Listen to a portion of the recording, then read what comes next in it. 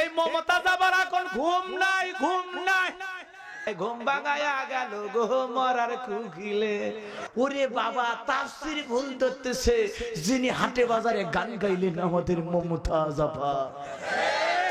মমতাজ আপা হাটে বাজারে গান গাইলো, যৌবন একটা গুল্লিপ সিগারেট কমর দোলায় নাচানাচি করিয়া লাফায়া লাফায়া গান গাইলো। সে যদি আজকে আলেম ওলামার ওয়াজ ভুল ধরে, মাথা ঠিক থাকে?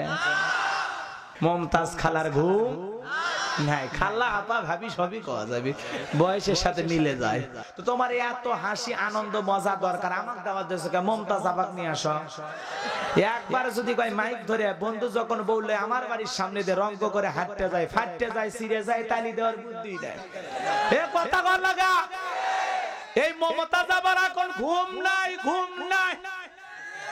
ওদের গানের ক্যাসেট আর বিক্রি হচ্ছে না, আজে বাজে জিনিস আর মানুষ শোনে না। এখনকার যুবকেরা গান ছেড়ে, নাচ ছেড়ে, যাত্রা ছেড়ে, সিনেমা ছেড়ে, এখনকার তরুণ যুবকেরা কোরআনের পাগল হয়েছে। কথা ঠিক না বেটি? এই জন্য ওদের মাথা কাজ করে না, ওর আর কেউ গান শোনে না। ভাই ঘুম ভাঙায়া গেল গো মরার কুকিলে। তোমার ঘুম এত পাতলা কে গো? একটা মরার কুকিল তোমার ঘুম ভাঙায় দেয়। কথা কর। এই আজে বাজে গান আর শোনে না তরুণ যুবকেরা। কথা কন ঠিক না ভাই? ঠিক। মন খারাপ করছেন আপনারা? এগুলো আর শোনে না, মন খারাপ, বিরক্ত হয়েছেন। এই জন্য আজে বাজে গান শোনে না, বিধবাদের মাথার নষ্ট হয়ে গেছে। গানের কনসার্ট জমতেছে না, গান কুমার চলিচ্ছে না, আগের মতো আর বিক্রি হচ্ছে না। কথা কন ঠিক না ভাই? ঠিক। আরে এজন্য শিল্পীদের মাথা গরম হয়ে যায়। ওয়াজ মাহফিল বন্ধ করা লাগবে। বক্তারা তাফসীরে অপব্যাখ্যা করে। ওরে বাবা, তাফসীর ভুল ধরতেছে। যিনি হাটে বাজারে গান গাইলেন আমাদের মমতাজ আপা। এখন সব বাংলাদেশের বক্তাদেরকে উনি তাফসীর পড়াবেন নতুন করে। কথা কন। পেটত বম মারলে বিসমিল্লাহ সহি করে বলতে পারবে না। আজকে তারা আলেম ওলামার তাফসীর ভুল ধরে। কথা কন ঠিক না বেটে? রাস্তার একটা ভ্যান চালক ভ্যান চালায় যাচ্ছে, আর বিমানের পাইলট উপর দিয়ে বিমান নিয়ে যাচ্ছে। ভ্যান চালক করছে বিমানের পাইলটের বিমান চালান ভালো হচ্ছে না। আপনারাই বলেন, একটা ভ্যান চালক যদি বিমানের পাইলটের ভুল ধরে, মাথা ঠিক থাকে? তা মমতাজ আপা হাটে বাজারে গান গাইলো, যৌবন একটা গুল্লিপ সিগারেট কমর দোলায় নাচানাচি করিয়া লাফায়া লাফায়া গান গাইলো। সে যদি আজকে আলেম ওলামার ওয়াজ ভুল ধরে, মাথা ঠিক থাকে? হ্যাঁ, এই জন্য ওনাদের গান বাজনা আর মানুষ শোনে না। কথা কন, বোঝা গেছে? মন খারাপ করছে। হ্যাঁ, ওনারা মনের দুঃখে খুব কষ্ট দিয়ে এই কথাগুলো বলে। ওনাদের ঘুম নাই। মমতাজ খালার ঘুম নাই। খালা আপা ভাবি সবই কওয়া যাবে, বয়সের সাথে মিলে যায়। কথা কন না গে? মন খারাপ করছেন আপনারা? এজন্য আপনাদেরকে বলবো, আপনারা গান বাজনা নিয়ে আনন্দ করেন, আমরা বাধা দেই না। হারাম জানার পরেও কিছু বলি না। কিন্তু ওয়াজ মাহফিল নিয়ে বেশি কথা বলবেন না, বললেই বিপদে পড়ে যাবেন। কথা কন ঠিক না বেঠি? বাংলাদেশের মুসলমান সব সহ্য করতে পারে, কিন্তু কোরআন হাদিসের মাহফিল বন্ধ হবে, ইসলামের কাজ বন্ধ হবে, দ্বীনের কথা বন্ধ হবে, কোরআনের কথা চলবে না। এমন কথা যারা বলবে, তাদের সাথে আমরাও চলবো না। কথা বোঝা গেছে বাজান? মন খারাপ করছে? এজন্য আজে বাজে গান আর যুবকেরা শোনে না, এখন ওয়াজ শোনে। আসলেই তা, এখনকার যুবকেরা পরিবর্তন হয়েছে। আজ থেকে 20-30 বছর আগেও এরকম মঞ্চ সাজায়া 8-10 দিন ধরে লসিমন, করিমন, খায়রন সুন্দরী, বানেসা পরি বিভিন্ন বই হইতো। এক বেটা বই ধরে বলতো, মহারাজা যাও, আমি আপনার মেয়েকে বিবাহ করতে চাই। বলে না না, তোর মতো। কথা কান না, এরকম পাঠ হইতো। কথা কান ঠিক না ঠিক? বলে আর চলে কে চাচা হয়নি তোমার এলাকা? আগে তো দেখছেন, আমরা বুঝি না। হ্যাঁ, এখন আর হলে চলে না। যাত্রা পালা শেষ, গানের পালা শেষ। মুসলিম হয়ে মৃত্যুবরণ করা লাগবে, আর আল্লাহকে ভয় করার মতো ভয় করা লাগবে, এমন তাকওয়া অর্জন করা লাগবে বাজান গমার। এজন্য আল্লাহ ডেকে বলেন আল্লাযীনা ইযা যুকিরাল্লাহু ওয়াজিলাত কুলুবুহুম, যারা ঈমানদার তাদের সামনে যখন আমি রবের নাম উচ্চারণ করা হয় ভয়ে তাদের অন্তরাত্মা কেঁপে ওঠে। যাদের অন্তরে আল্লাহর ভয় আছে তারা কোনোদিন গুনাহের কাজ করতে পারে না, তারা মিথ্যা কথা বলতে পারে না, তারা সুদ খাইতে পারে না, ঘুষ খাইতে পারে না, জিনা ব্যভিচার করতে পারে না, অশ্লীলতা বেহাপানা করতে পারে না, তারা কোনোদিন নামাজ কাজা করতে পারে না, জমির আল ঠেলে ঠেলে জমি বাড়াইতে পারে না, দুধে পানি মিশাইতে পারে না, খাদ্যে ভেজাল দিতে পারে না। যারা আল্লাহকে ভয় করে তারা দিনের আলোতেও গুনাহ করবে না, রাতের আধারেও গুনাহ করবে না। কার ভয়ে? আরো জোরে কোন? হযরত ওমরের জামানায় রাতের বেলা এক মহিলা তার মেয়েকে ডেকে বলে মা দুধ কি পরিমাণে হয়েছে? বলে মা আজকে দুধ একটু কম হয়েছে। মহিলা ডেকে বলে ঠিক আছে মা দুধে একটু পানি মিশিয়ে দাও। ছোট্ট মেয়েটা ডেকে বলে মা তুমি কি জানো না আমাদের খলিফাতুল মুসলিমিন আমিরুল মুমিনিন দুধে পানি মিশানো নিষেধ করেছে মা। ও মা বিশ্বনবী খাদ্যে ভেজাল দিতে নিষেধ করেছে মা, কেমনে পানি মেশাবো? মহিলা ডেকে বলে মিয়া আমার এমন ভাবে কথা বলতেছো মনে হয় সব খলিফা দেখতেছে শুনতেছে। মেয়েটা ডেকে বলে মা তুমি খলিফার চোখকে ফাঁকি দিতে পারো কিন্তু খলিফার আল্লাহর কুদরতি চোখকে ফাঁকি দেওয়া সম্ভব নয়। সুবহানাল্লাহ। এইবার হযরত ওমর ফারুক লাফায়া লাফায়া হযরত ওমর ফারুক সেখান থেকে এই কথাগুলো শুনে অতি দ্রুত ওখান থেকে বের হয়ে চলে গেলেন। সমস্ত কথাগুলো ওমর ফারুক শুনলেন, শুনে ওখান থেকে চলে গেলেন। যাওয়ার পরে হযরত ওমর ফারুক বাড়িতে যায় বলে আব্দুল্লাহর মা, ও আব্দুল্লাহর মা ছেলের বউ পাওয়া গেছে, বিয়ে দিবা নাকি?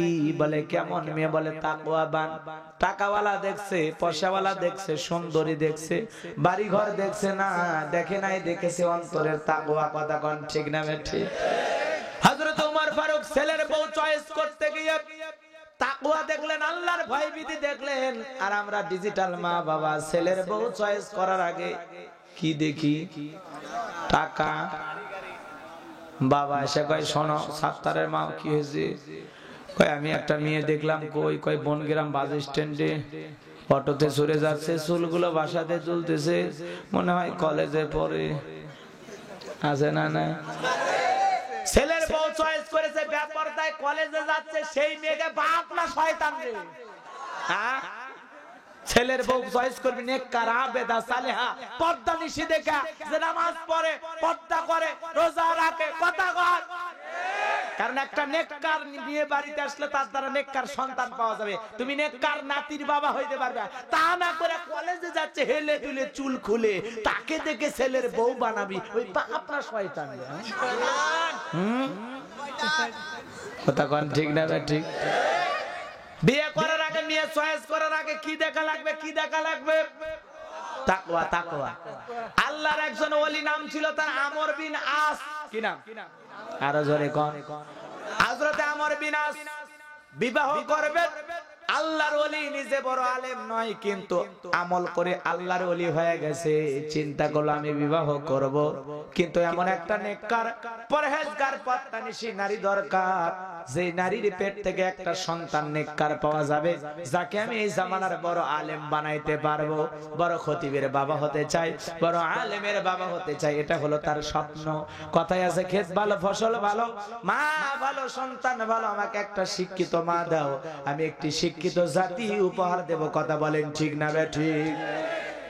হযরত আমর বিন আস পাত্রী খুঁজতেছেন, 1 বছর চলে গেল, দ্বিতীয় বছর অতিবাহিত হইতে লাগলো। কাছের বন্ধু ডেকে বলে দোস্ত বিয়ে শাদী করেছিস? বলে না করি নাই। নেককার মেয়ে খুঁজতেছি, এমন একটা মেয়ে দরকার যে মেয়েটা পর্দা করে, নামাজ পড়ে, কোরআন পড়ে, আল্লাহকে ভয় করে। এমন একটা নেককার মেয়ের কাছ থেকে আমি একটা নেককার সন্তান চাই। বন্ধু ডেকে বলে জানা মতে আমার একটা এরকম মেয়ের সন্তান আছে।